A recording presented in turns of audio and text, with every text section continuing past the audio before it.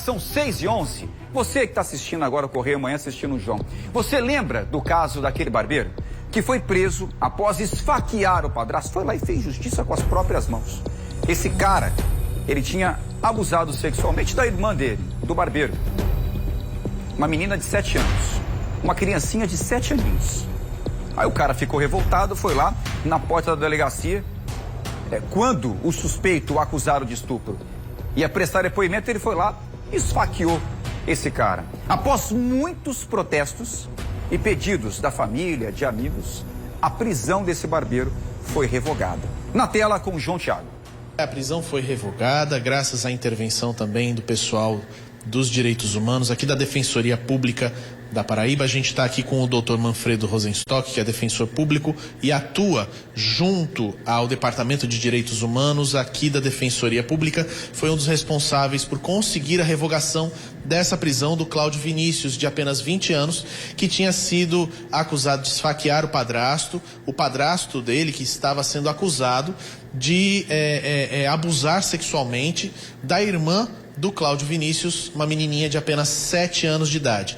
Doutor Manfredo, muito obrigado por conversar com a gente. O que representa essa liberação do Cláudio com relação a todo esse caso? Qual é o significado dessa revogação da prisão dele? Nós entendemos que a justiça foi feita, né? Porque a gente não pode esquecer que houve uma tentativa de homicídio, né? Então a justiça ela não está obrigada a saber quem são as pessoas.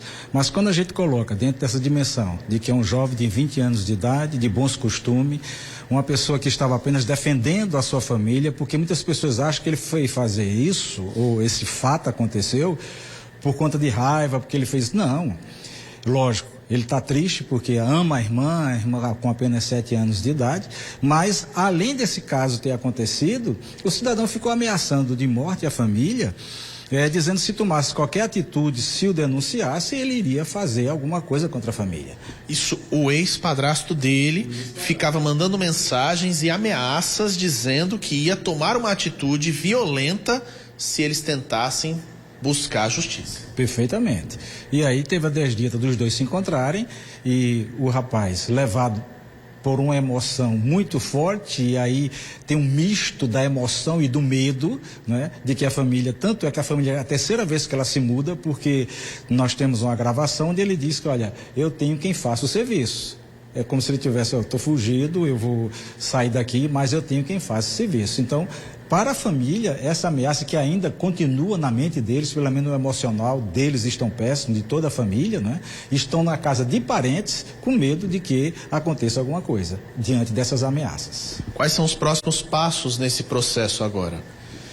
Bom, vai haver provavelmente a denúncia do Ministério Público, né? E nós vamos apresentar a defesa ou o defensor público competente da vara do Tribunal do Júri, esse processo foi distribuído para o 2º Tribunal do Júri, e nós vamos estar acompanhando enquanto direitos humanos, né, da Defensoria Pública, para que a gente consiga um melhor resultado, porque é um caso atípico, é um jovem de apenas 20 anos de idade, sem passagem nenhuma, não bebe, não fuma, não joga, é evangélico, é uma pessoa de bons costumes, e foi um caso extremamente atípico, não tem nada a ver com violência por violência, apenas aconteceu como uma forma de proteção à família natural, que cada um de nós acha que também faríamos isso, pelo menos levado pelo medo e pela emoção extremamente negativa do que aconteceu com a irmã. Nós estamos como assistente de acusação, o processo ainda não está formado, está em fase de inquérito, então não tive condições ainda de me habilitar nesse processo, mas estamos acompanhando de perto, porque a família quer justiça e com certeza a Paraíba quer justiça.